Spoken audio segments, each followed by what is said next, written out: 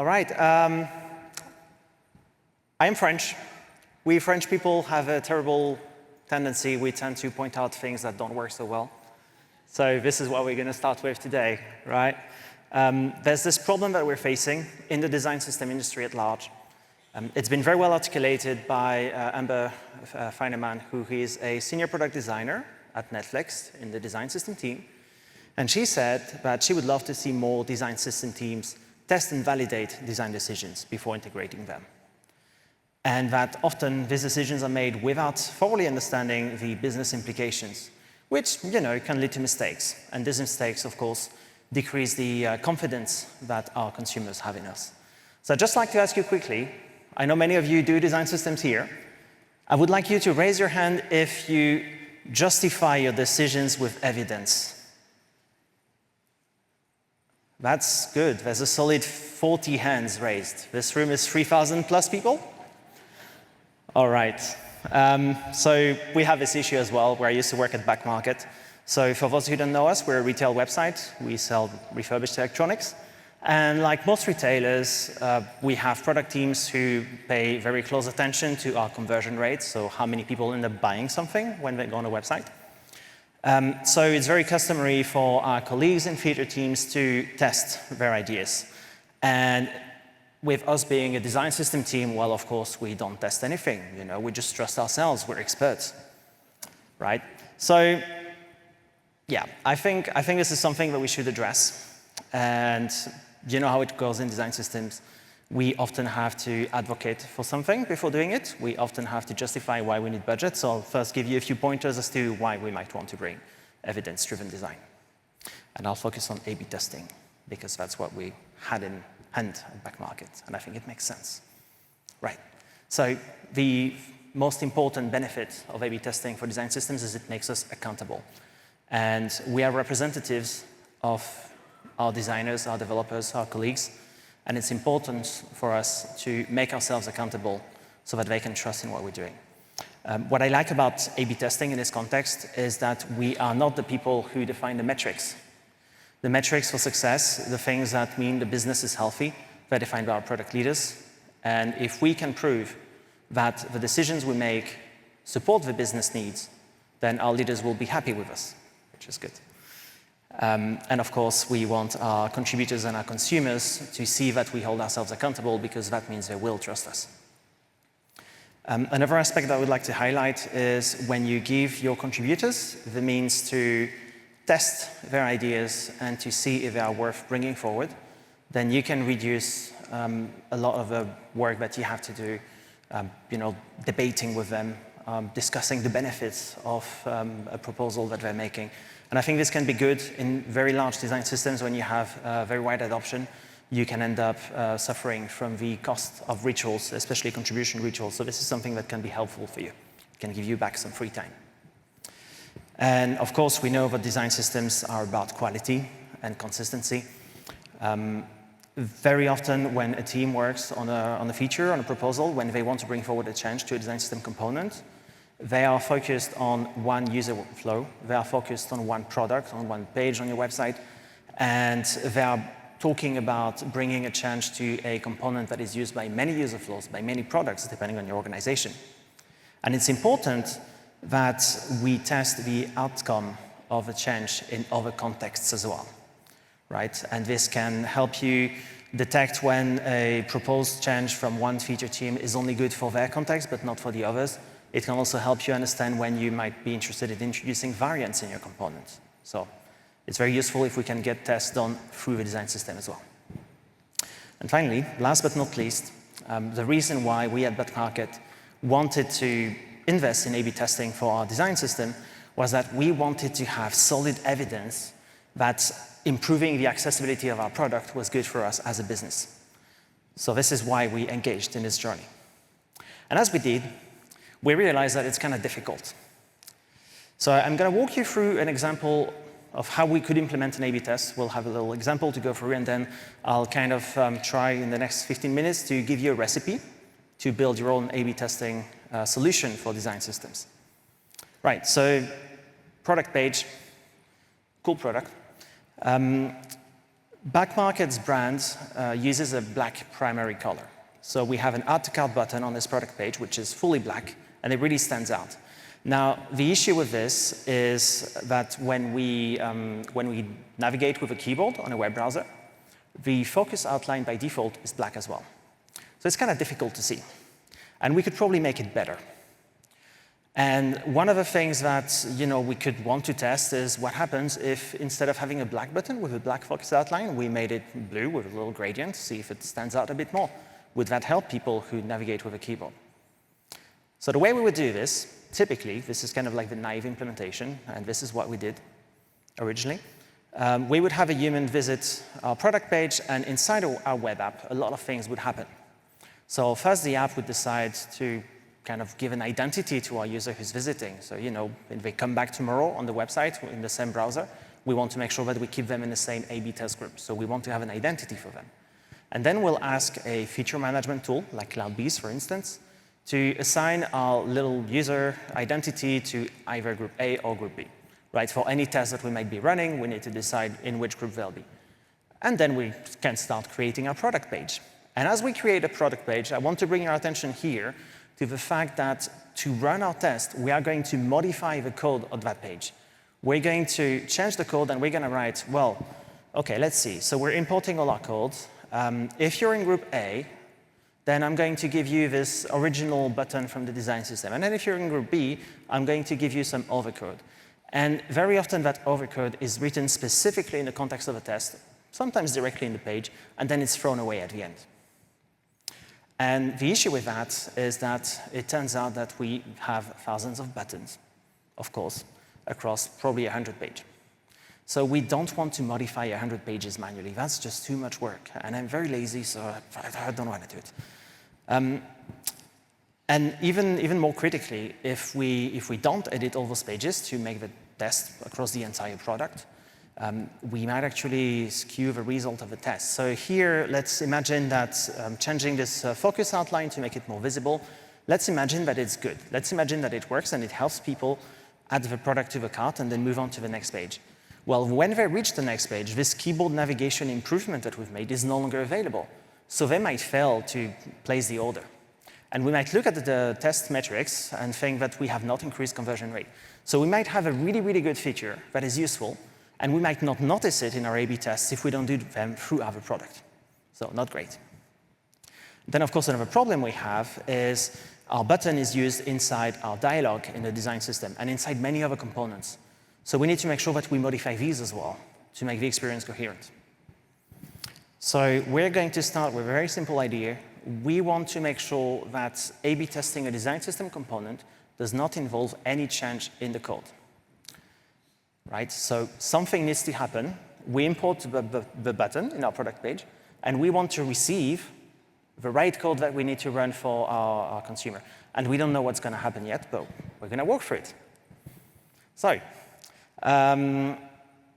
very simply, when we build a component library, when we build a web app, it's kind of the same thing. We have many different source files, and many of these files, they will reference other files. They will import code from other files, so import components, for instance.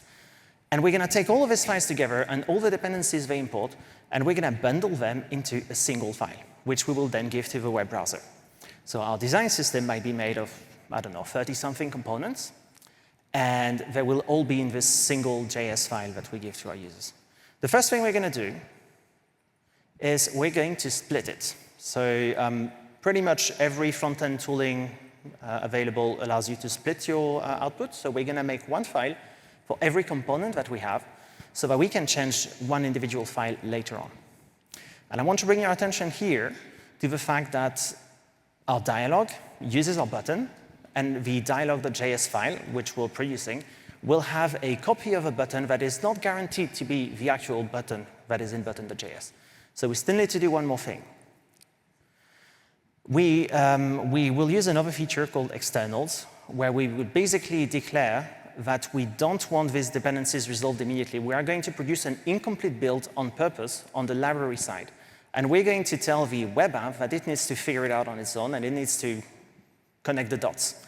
So our dialog.js will just say, I'm missing a button, and later on the web app will add the button by finding button.js. And this will allow us to do some cool stuff. So in the web app, in our product page.js, we will have direct and indirect references to the button through a variety of components. And what we're going to be able to do now is we're going to be able to replace them through another feature called import aliasing. So talk to your front-end engineers. I'm sure they will know about this. They will be able to help you. We are going to replace the design system button throughout the entire web app because we have managed to make sure that we isolated it from everything else. This is the key idea. And now that we can do that, we're going to replace it with a proxy component that will do the work of the A/B test. So this is completely dependent on your tech stack, on your implementation. I cannot give you the full recipe. There's still some cooking left to do, but very simply, we will have this component that imports the A and the B button. It asks if we should be in group A or B, and then it will use the A button or the B button. But what's nice is that this is no longer happening in the page code.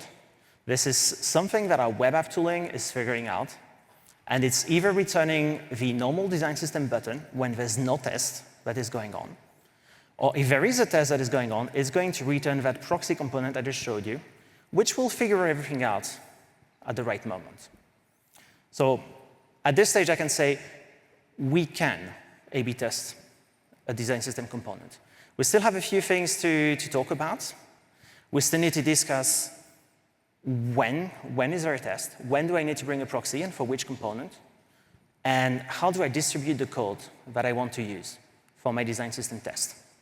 So I don't have enough time to go into every detail, so we've written an article which you can click on the QR code, you can visit the URL, and you will have the content available. We're going to continue to improve it, and feel free to get in touch with me if there's something that's missing there. So for people who cannot see the screen, the URL is tab.so/config-2024-AB test in lowercase. Right, so I'll start with how we distribute the design system code. Normally, our contributors, the way that they interact with us when, they're engineers, when they want to propose something, they just code it and they show us and they're like, hey, this is better.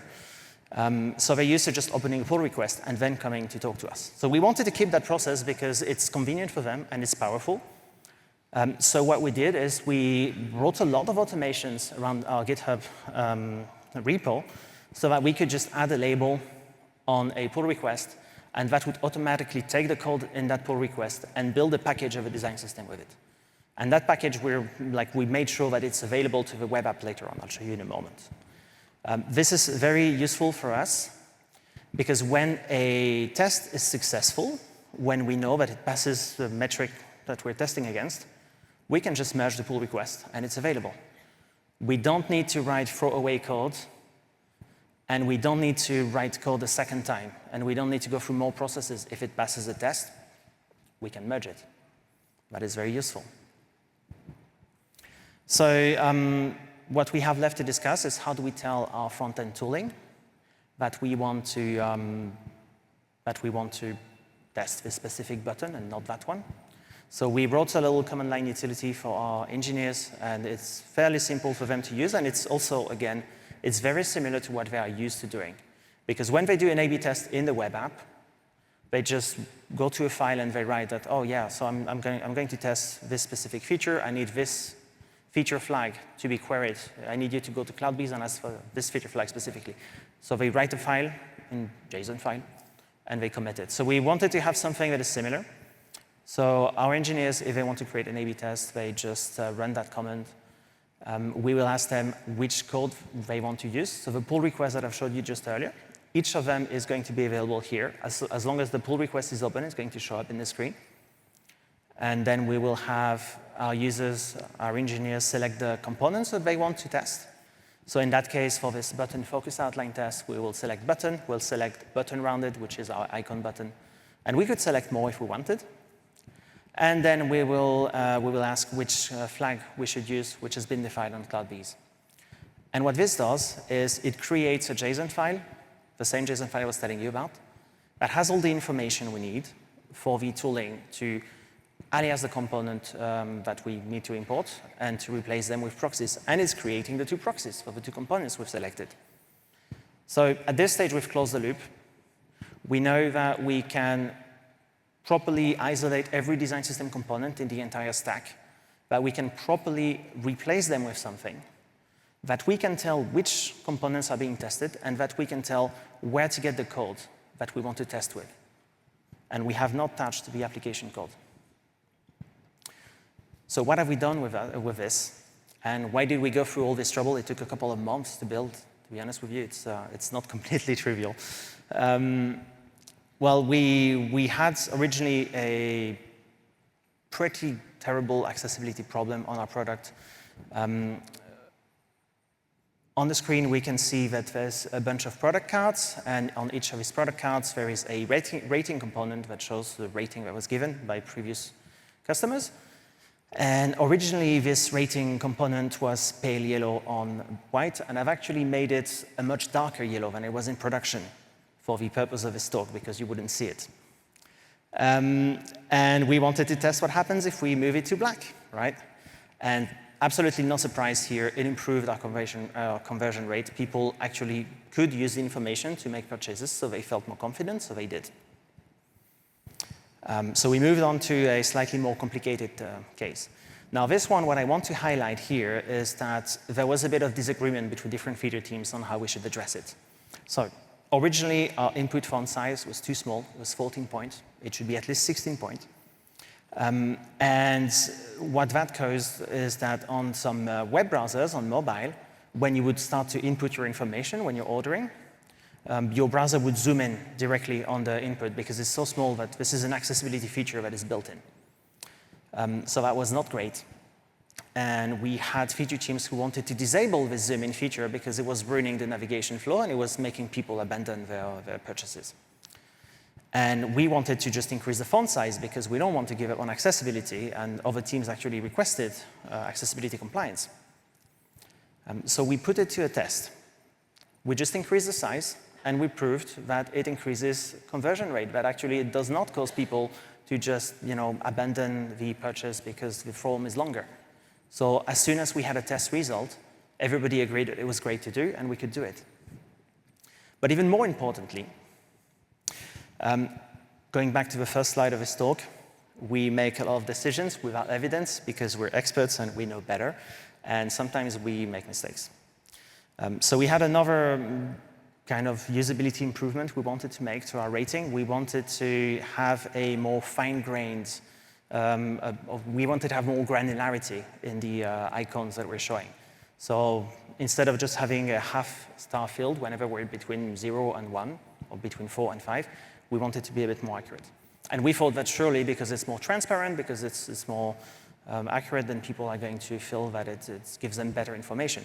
And this does not increase CVR, this decreases CVR. We have no idea why, because it's quantitative research, A/B testing, it just says yay or it says nay, and we don't know why. But what's important here is that we, the design system team, we had an intuition. We thought that with our usability expertise, we knew what to do. And it turns out that we were wrong. It turns out that, because we had this system in place and because we put it to the test, we did not lose revenue. And this is what's truly important. The reason why we want to bring evidence in our decision processes is to protect us from ourselves. It's so that we don't make mistakes and so that people can trust in the work that we're doing.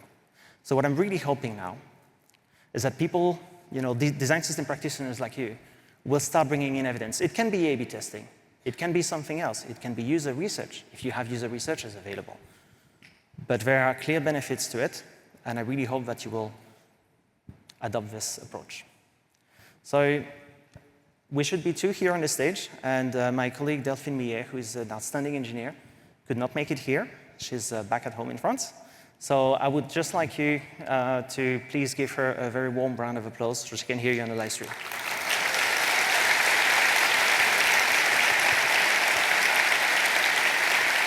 Thank you.